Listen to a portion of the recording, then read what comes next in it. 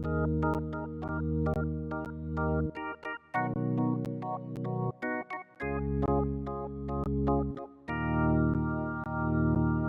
everybody, and welcome to the Alberta Freemason podcast.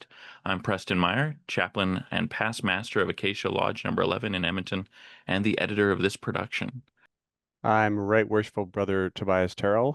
I am a past district deputy grand master in Lethbridge area, and I am involved in many different concordant bodies throughout the Masonic structure. I'm Worshipful Brother John Hayes. I'm current master for the second time of Highlands Unity Lodge, and I'm past Sovereign Grand Master of the Allied Masonic Degrees of Canada. I'm Right Worshipful Brother Mike Johnson, Senior Grand Warden for the Grand Lodge of Alberta. I'm Landon Barrowman, feet fresh on the tiles of Meridian 129. And Landon, you've also recently published a book that might be relevant to today's discussion. Can you tell us a little bit about that?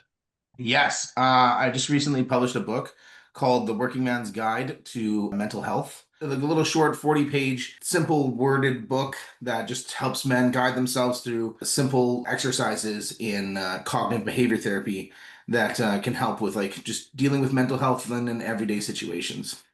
So May is Mental Health Month, but we're stretching it out just an extra day as we publish all of our thoughts that we've collected over this month and publishing this podcast and the Alberta Freemason magazine. Mike, you've also shared some thoughts and concerns about mental health over the years. Can you share some of that with us now to help spur some of our good question thinking? Mental health is very near and dear to me. It's one of those things that really caught my attention while I was teaching. You're kind of thrown to the wolves of a whole different world where teaching the curriculum becomes second and kind of helping support all these students who are going through difficult times. That becomes the most important thing, is helping these students kind of navigate all the terrible stuff that they're dealing with in their life and all that stuff. And it really makes you reflect on your situation and what's going on, and helping identify when you're having a bad day, or you kind of lose it on somebody, or you kind of snap, or you just can't deal with things anymore. You want to just shut down. And it's one of those things I really noticed in lodges as well. When you go there and you can kind of see the similar behaviors and stuff, and we wonder why some of our brethren disappear. We wonder why there's guys getting really angry over small trivial things and all that stuff. And a lot of it has to do with our mental health. One thing I've really noticed is there's a good core group of guys that really focus on this and can assist us and help us with our mental health and supports. And there's so many different ways of doing it. And I think it's one of those important things that we need to work together with all our lodges and develop a better system, maybe of more of a mental health first aid type thing, where we can help everybody identify problems or issues or concerns and help them navigate where they can get help. It's not up to us to provide the help. We're not all certified, and we don't want to offer up wrong advice or anything, but it's really important that we can help identify mental health concerns and direct people to where they can get the proper assistance and proper help. There's a great saying that keeps coming back: never look down on a brother unless it's to help them up. And when we look at our lodges, we see these people that just kind of disappear off, and we never see them for extended periods of time. And you're absolutely right, Mike. That's when we should be reaching out to them. Maybe it is something simple in their life. They're busy, whatever it is, but maybe not. And maybe we can assist them and go back to our tenets and help relieve our brother. And one of the things that we sometimes overlook is we're looking for dramatic, catastrophic changes in people's lives. And mental health issues manifest in smaller ways than that. They manifest in people not being able to get through the day in small ways, not getting their work done, not getting to work, not getting their stuff at home done, not showing up, going out for an extra beer. Just the small things that they weren't doing when they felt healthy, and now they are when they feel stressed to some extent, because mental health is the inability to deal with stress, or at least in many cases, not all, right? Sometimes mental health is the equivalent of having a broken leg. You have a broken mental limb, but in many cases, it's just a sprain or a twist, and you can't walk as well as you did, and now you cannot cope as well as you did. And it's a matter of coping mechanisms. It's a matter of dealing with the day-to-day stresses of life, your family, your work, your business, your health, any of those things. The problem really with men is we hide it. We sit back and we go, yeah, I'm okay, no problem. I'm And fine. I'm fine. The two words that we should never ever utter are the ones we say all the time. It's accumulative, and by the time we start to notice, by the time I see that, you know, Jeff not only is not coming to lodge, but he's not answering the phone, and he's, been charged with assault. I mean, any number of things, right? At that point, um, I'm not going to say it's gone on too long, but we have lost the ability to deal with it as friends and brothers at a relatively modest level. So to go back to the broken leg, sprained knee kind of thing, initially we can walk over and we can just help them across the street, give them a bit of support. But later on, we're like, put them on a gurney and lift them across. That's a heck of a lot more work. And we need a gurney, and most of us don't have the equipment. Well, I think for me, like there's a few brethren in the area that I noticed weren't coming to lodge, and then I reached out to them, and in those cases, it's just a matter of maybe sitting with them, maybe listening to their story, if they're open to talk about it, but if they're not, just get them back to a lodge meeting. There's a young fellow that I was able to get back into a lodge meeting, and he says, first thing he says, I never realized how much I missed this. That companionship can be a huge first step in someone opening up to that. I think going back to what John was saying, it's a huge thing for someone to even admit that they need help, and that stigma that surrounds men's mental health. The biggest barrier we face is, men still have this belief that they can do everything on their own. We're literally trying to carry all the grocery bags of our mental health to the door every time by ourselves in one trip. Anything beyond that, and we assign these kind of labels that we're a failure in some kind of way if we need help. It even gets worse in like older generations where these stigmas have existed for so long that they're permanent structures in people's minds. Going to therapy, it seems pretty reasonable in the modern man's mind, but in people who are a little bit older, therapy meant something totally different. Therapy meant you had some severe mental condition. The people that they knew who went to therapy or needed psychologists or psychiatrists were people with severe dementia or severe schizophrenia or things like that. And that's all they ever thought about it. They didn't think that, a psychiatrist or a therapist could help you do daily check-ins on your own mental health. And they never developed any kind of coping mechanism other than bottle it up, don't talk about it. But I think that first step of just admitting that there might be something that you could get some help with, and like you said, going to lodge, being with friends, that's a huge step in making those first movements towards a better mental health. I think one of the special things about Freemasonry is that I think a lot of people, when they are looking for something that is like what we offer as a fraternity, part of that, well, no, I would say probably almost always unspoken and maybe not even really thought about at this level, is that fraternity offers mental health support naturally just by what it is, even if we don't talk about it very much. But if we never address it and don't ever consider it that way, it does really hamper its ability to help in that way.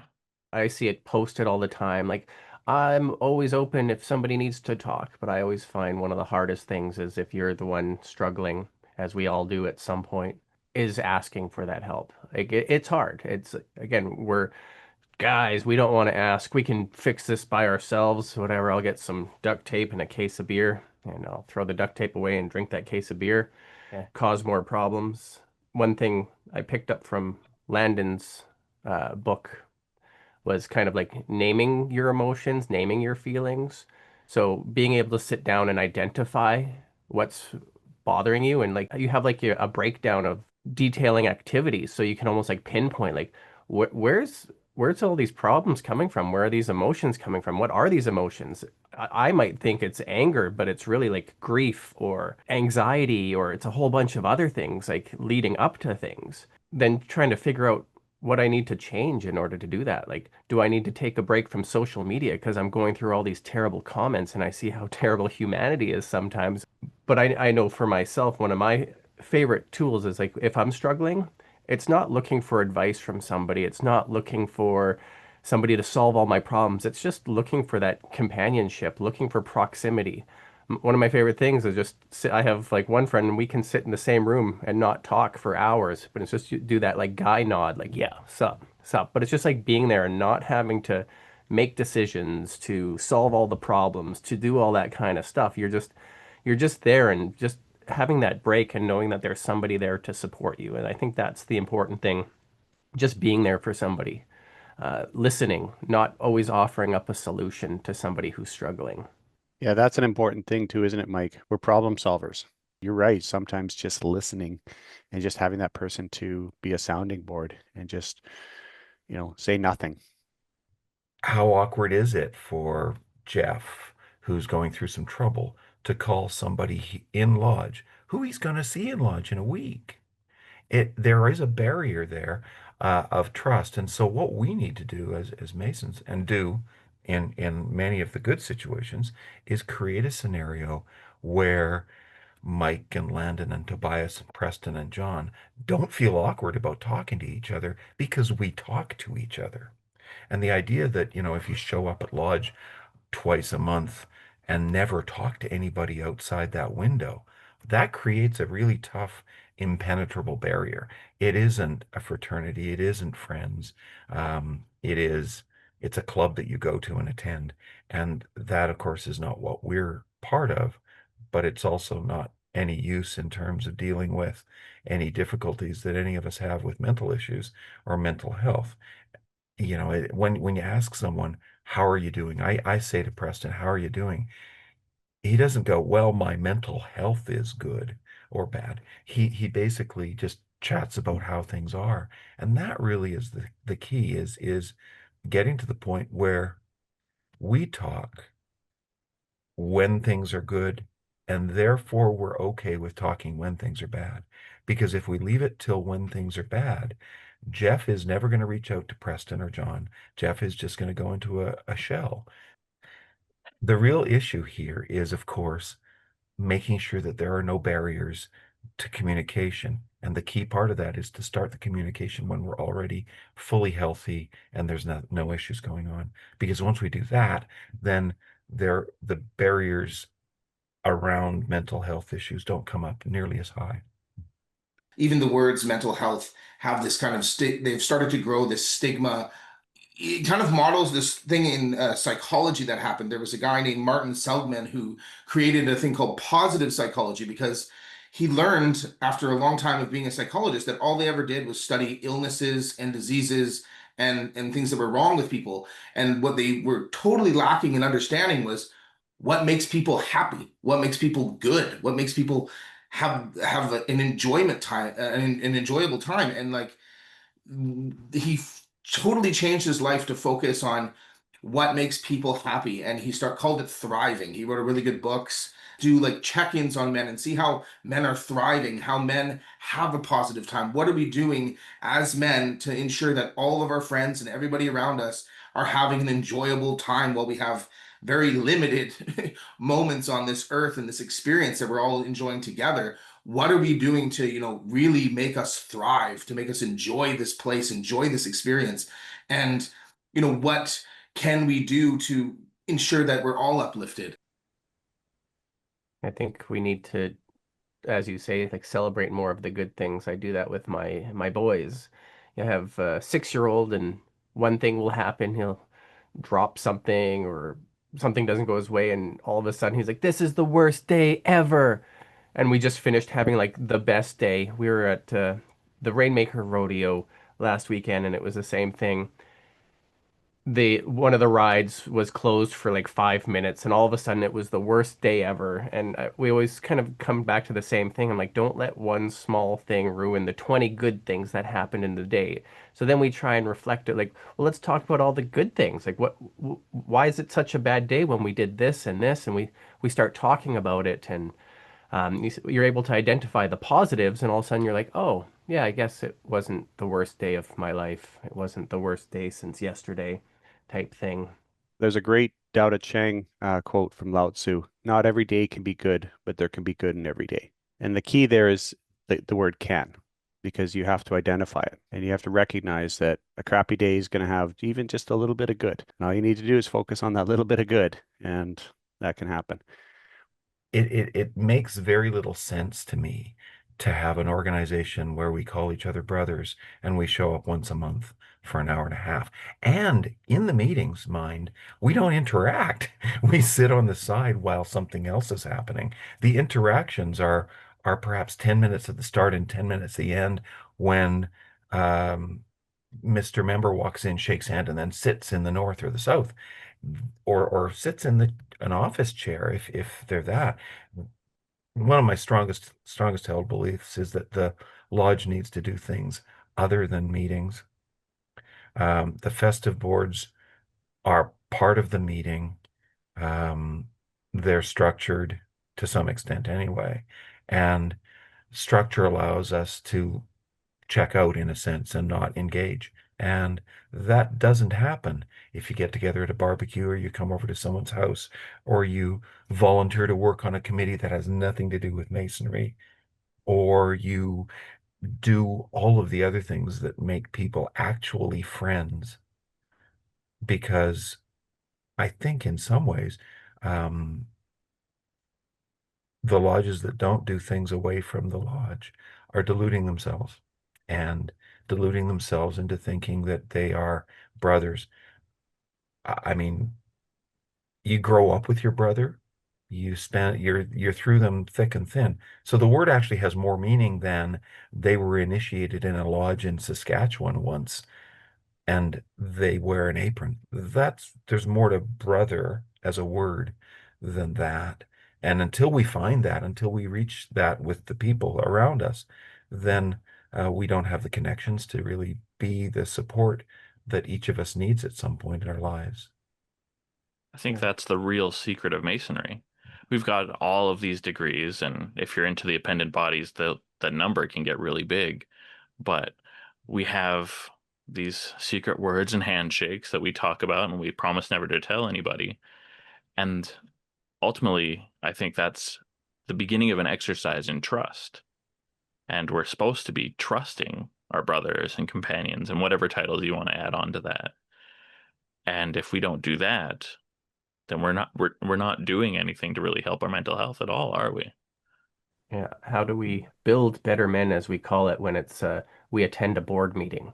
Freemasonry isn't business.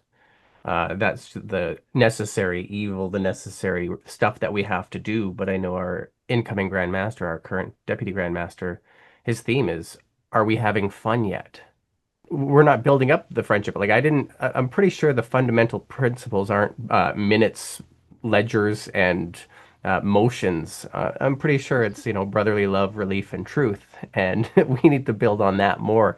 Then when we have that system, we can have those bonds of friendship where I can go for breakfast with Landon, just call him up one day, be like, man, I just need to get out.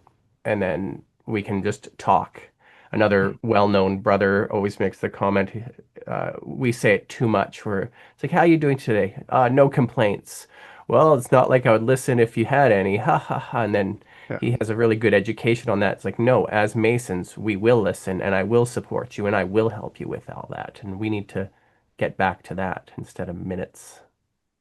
I imagine if we used the good and welfare portion, the part of the business meeting where no one stands up and speaks, or at least they invite you to their chili cook-off. But like you stand up, nobody stands up. But imagine if we use that portion, you stand up and Landon goes, I'm feeling proud today. I published a book. Or somebody else stands up, it's my anniversary. I'm just feeling grateful. Or, you just start talking about things. And sometimes it might lead to, I just lost my job. I'm struggling right now. Or I'm having some problems here. Like it just leads to that conversation. If we actually had the brethren like stand up and like share what they're feeling and for the good and welfare of the lodge, we could maybe build on supporting each other mentally or holistically. If we don't get things while they are relatively benign. Just like diseases, they get worse or can. Not every disease gets worse. Some diseases come along and then go away. The flu can kill you, but it also tends not to. Um, but at the end of the day, I think mental health is no different than physical injury or physical disease. It's the same thing. And that's why the stigma is so damaging. Um, this is a 100% real issue for almost everybody. There's nobody in Alberta who hasn't had a cold or the flu in the last 40 years. There just isn't. And, it may have affected you badly. You may have, spent 3 weeks off work in bed with, fluids, or you may have just coughed a few times and gone to work with a headache.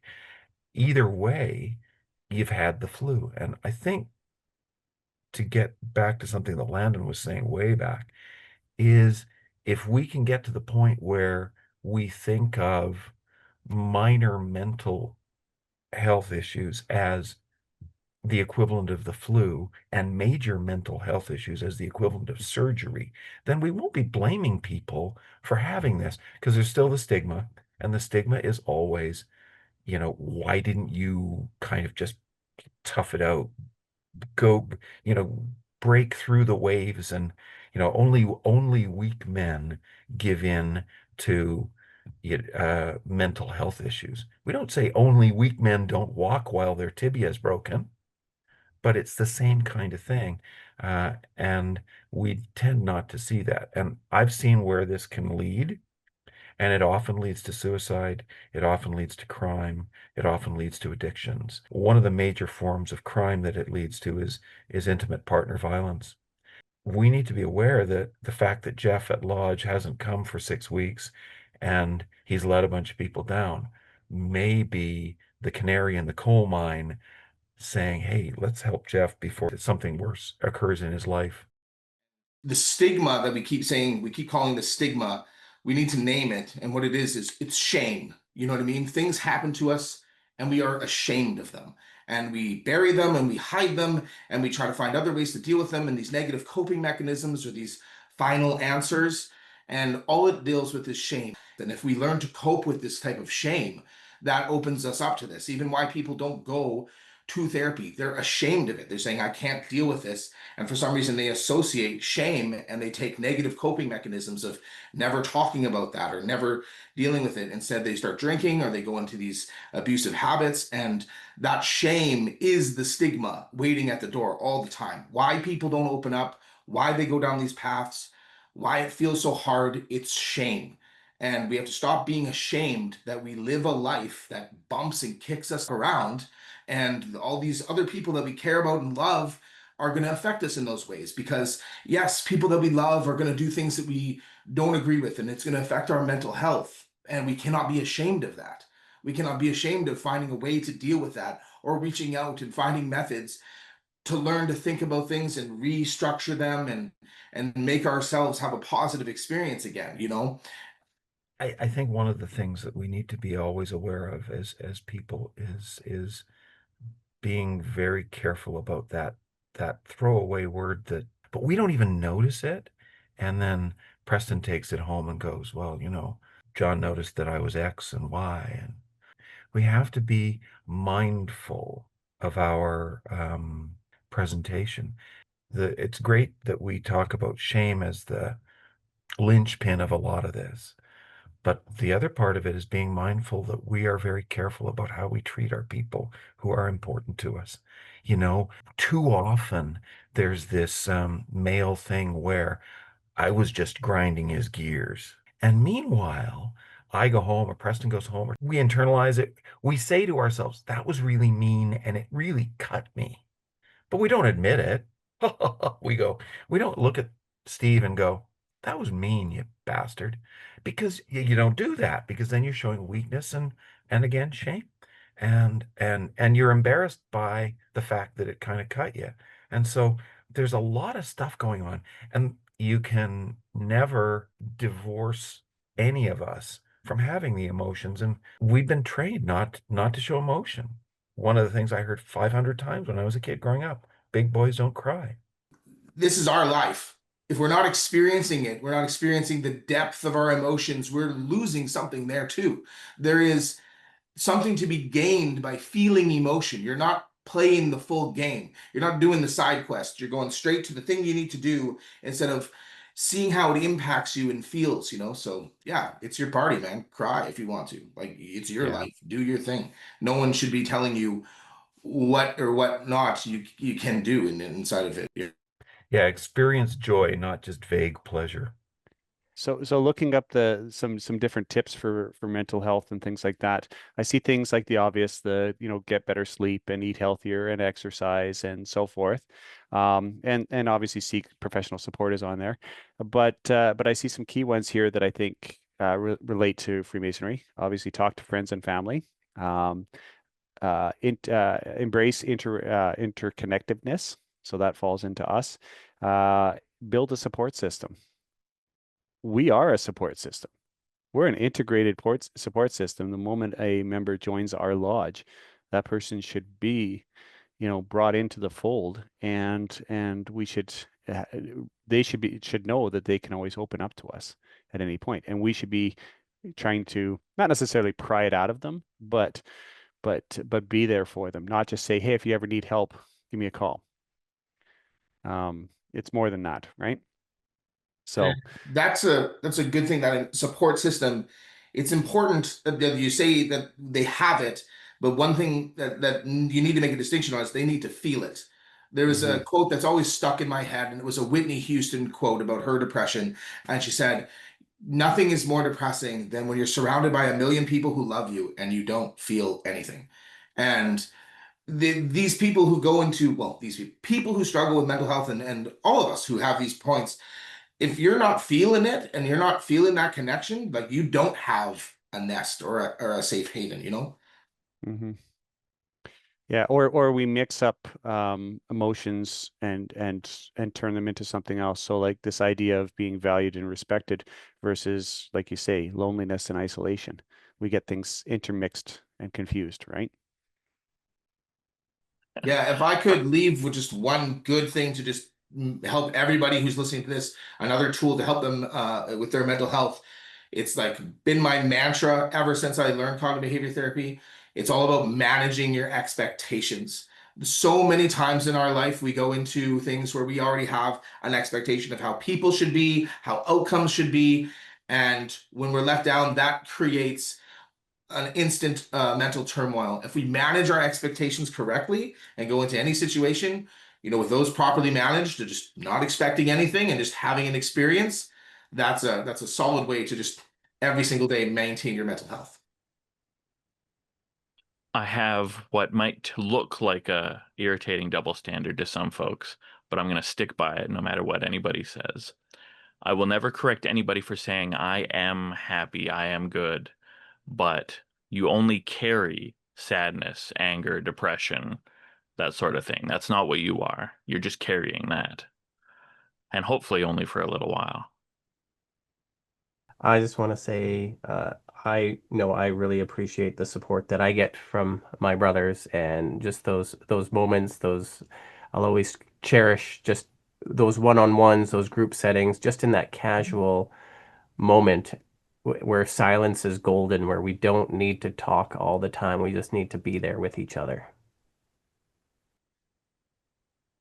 For me, I value the opportunities to listen to other people.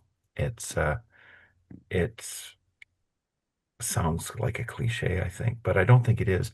Um, I learn more about people when they share than I do when they just talk. And so it for me, in many ways, the most important thing is the interest we take in other people's lives. And, it's so easy to listen to respond rather than listen to hear. So when I listen to other people share stuff, and there's been some today, I value that. My takeaway from this is just how important it is for us to recognize that we're part of a fraternity, and that extends beyond the ritualistic moments in a lodge or the meetings and things like that. So, on behalf of this podcast, I would like to issue a challenge to all of you that are listening. Go back to your respective lodges, and I'd like you to do two things. One, turn that welfare and sickness into a discussion about your mental health and the health and well-being of the members in that lodge at that time, and continue that for the ongoing months. The other part of it is this. I would like to see every lodge try and make every effort, certainly through the months when we go dark, to get together and have a social event.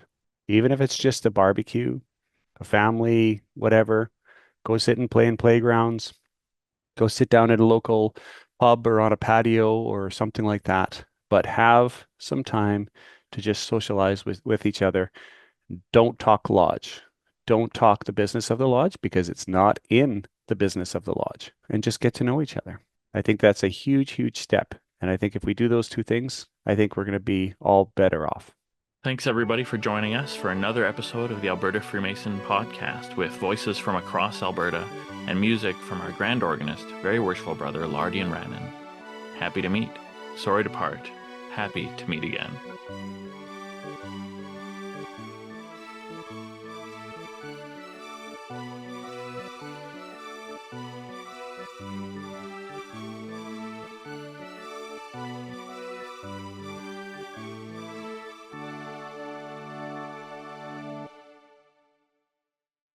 Make sure you check out the Midnight Tonight Show on YouTube.